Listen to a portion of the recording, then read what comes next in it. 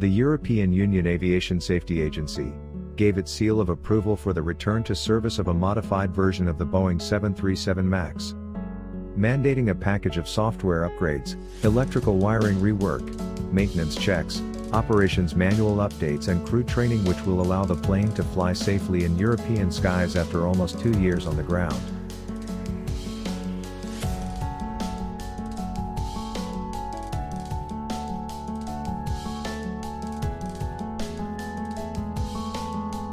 The Boeing 737 MAX was grounded worldwide in March 2019 following the second of 2 accidents within just 6 months, which together claimed 346 lives.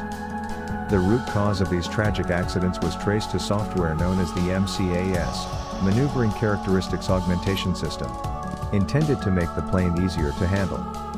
However, the MCAS, guided by only one angle of attack sensor, kicked in repeatedly if that sensor malfunctioned, pushing the nose of the aircraft downward multiple times.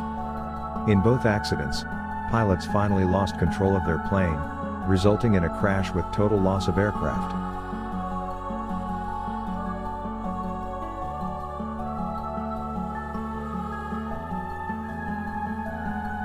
EASA Executive Director, Patrick KY said, "We have reached a significant milestone on a long road.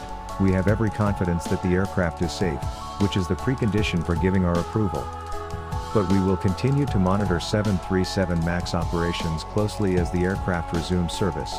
In parallel, and at our insistence, Boeing has also committed to work to enhance the aircraft still further in the medium term, in order to reach an even higher level of safety.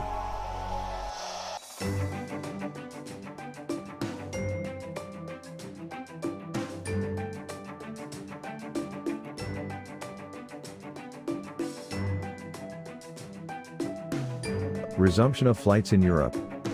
The Airworthiness Directive, which details the aircraft and operational suitability changes, including crew training requirements, must be carried out before each individual plane returns to service, gives the green light from the EASA side for a return to service of the aircraft.